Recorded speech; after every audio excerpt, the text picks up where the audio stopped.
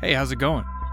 Don't you hate it when you're woken up in the middle of the night by the neighborhood dogs just barking their heads off, screaming about, I don't know, a stick breaking in the woods or something? I don't know what dogs bark at. They bark for no reason, basically, is what we think. But every now and again, something crazy happens, and they're actually barking at something crazy happening. And in this case, we have video evidence to prove such a thing. The Fresno Nightcrawlers. Okay, Jose was just in bed, sleeping there, having his sleep, enjoying that sleep, and he heard the dogs go off. And he goes, whatever. Next morning, he was compelled to check his video surveillance footage, and boom, this time the dogs were barking at something worth barking about. So what this footage is basically two figures walking across Jose's lawn. Presumably Jose's lawn, unless he's, I don't know, got a camera trained on his neighbor's lawn. But anyway, the first figure is just like the stick figure, and it just kind of floats. It kind of looks like it has little feet kind of shuffling across. And then there's another figure, which is he's hauling ass, you know, he's giving it the full go across the lawn, and he looks like he has like these legs, undulating weird legs. And that's about it. And when Jose saw that, he shit his mind. And he started contacting people. One of those people was, I guess the first person he contacted was Victor Camacho. And this was a guy who worked for Univision. So he's like, boom, I'll get some answers with this guy. He'll help me out. I don't know if Univision ended up doing a segment on this. I'm sure they did. That one ufologist with the white hair and white beard, I'm sure he got all creamy for that and did some stuff. Because that dude loves UFO stuff. He's kind of like the poster boy for flying humanoids down in Mexico. But anyway, when this story really took off was in 2010, you know, like 2-ish years later, in a MUFON conference in Denver, Colorado.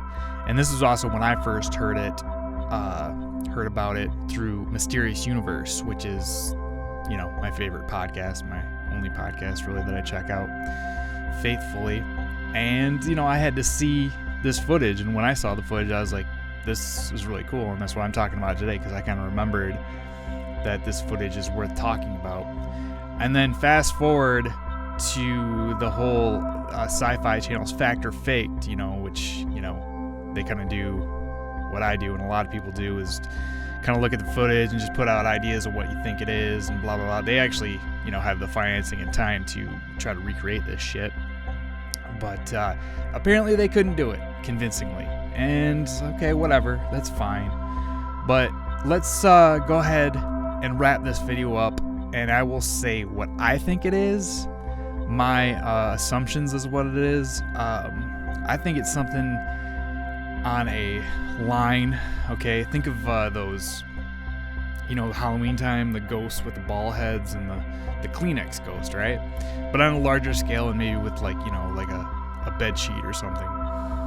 And what they did was maybe they just put a slit in it so it looked like it had two legs when it was really getting cranked on the line, you know, so they crank it on the line and the wind would create, you know, open up that flap and make them look like legs going back and forth, maybe, right?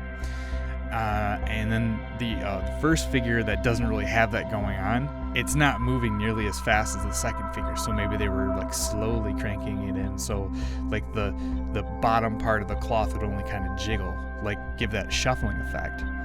Now, somebody said it was animated, which I think is going too far. It looks like it occupies the same space, the real space of its surroundings. It doesn't have that hard animation look to it. While doing my research, I also came across this idea that these were like, this cryptid was a Native American style cryptid. You know, there's like pictures of a wooden sculpture with the same like long legs and a tiny little head on top and stuff like that. I couldn't find the exact legend of this alleged nightcrawler type cryptid that the Native Americans talked about.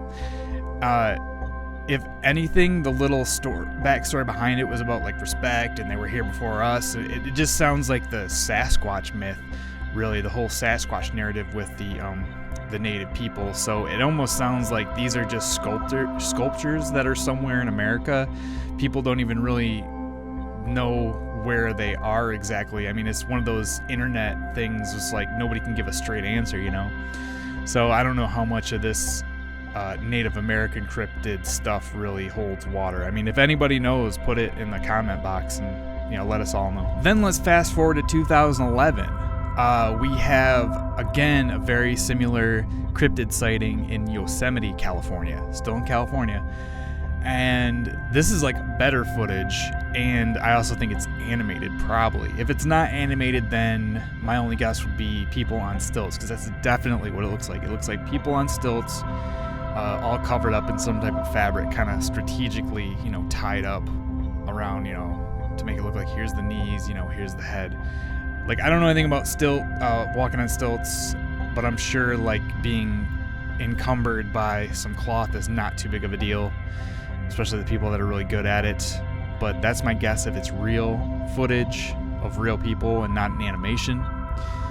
And yeah, that was in 2011. That's all I gotta say about these Nightcrawlers. Not convincing, but very cool, you know. I like this cryptid. It has kind of a rake vibe, you know. It's like it seems kind of like a modern cryptid, a man-made cryptid. So yeah, that's what I have to say about those Dagburn Nightcrawlers. All right, thanks for watching. Bye-bye.